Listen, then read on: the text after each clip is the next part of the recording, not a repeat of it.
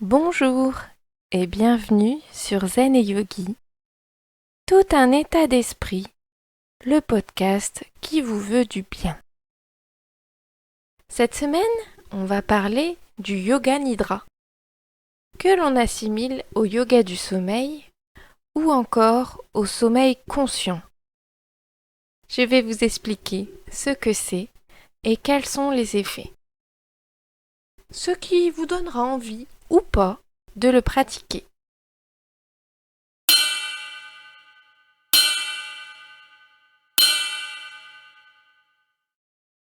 Le Yoga Nidra, c'est quoi? Définir le Yoga Nidra n'est pas une chose facile, de par ses origines très anciennes. On en trouve des traces dans les anciens textes des Védas, les Upanishads. Cela permettrait d'ouvrir les couches profondes de l'esprit. Plus particulièrement, le Yoga Nidra a été développé dans les années 40 par Swami Satyananda, qui s'est appuyé à la fois sur d'anciens textes sacrés yogiques et sur des recherches plus contemporaines. Bien sûr, cette discipline a évolué en fonction de certains courants, de certains professeurs. Alors, concrètement, comment ça se passe? Le pratiquant est installé en position de Shavasana. Je ne sais pas si vous vous souvenez, j'en ai déjà parlé.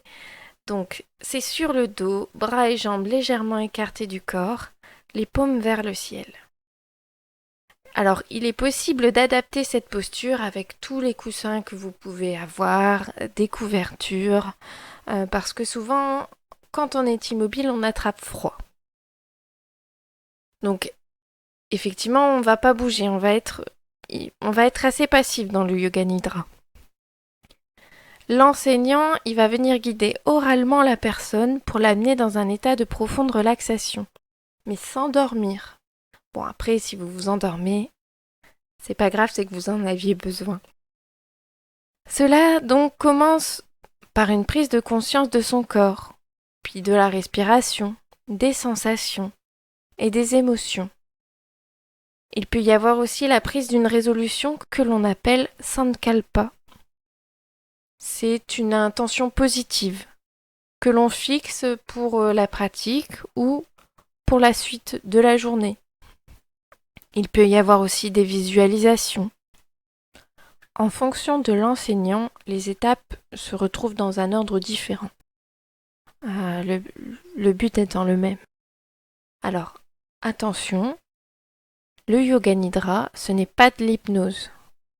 On le différencie justement en ce qu'il ne vise pas à induire un changement par le biais de suggestions et vous restez en état d'éveil, vous êtes conscient. C'est là la grande différence. Quels sont les bienfaits du Yoga Nidra? Alors, la pratique du Yoga Nidra va produire des ondes.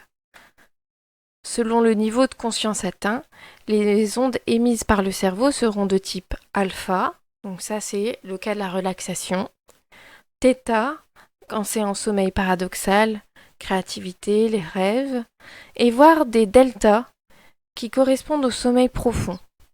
Donc un état atteint surtout par les pratiquants chevronnés alors qu'ils ne dorment pas.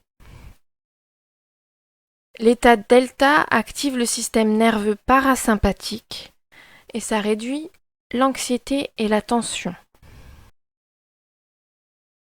Il y a des études qui montrent les effets d'une Yoga Nidra sur le stress, notamment en 2008.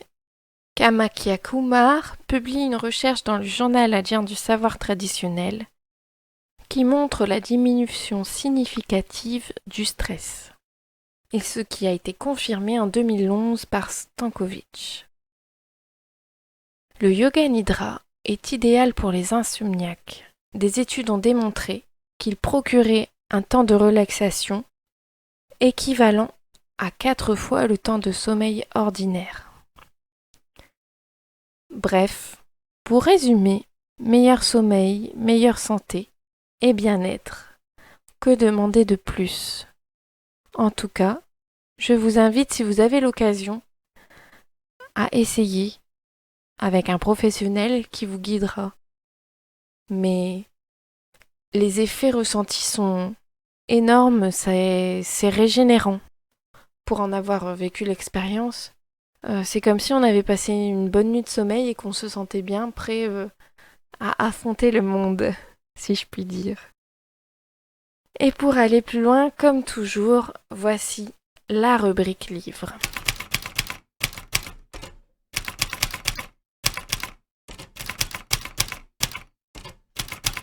Avec le livre le plus connu, Yoga Nidra, une technique de transformation par le fameux Swami Satyananda, celui qui, comme je vous l'ai dit, a beaucoup travaillé dessus dans les années 40. Et Yoga Nidra, la pratique du sommeil conscient, de Pierre Bonas, qui n'est pas forcément facile d'accès, car il parle beaucoup de la mythologie indienne, mais il est assez utile dans le domaine.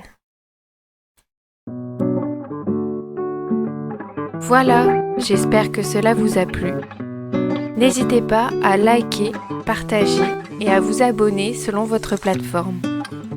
N'oubliez pas, le bonheur se trouve en vous, alors cultivez-le.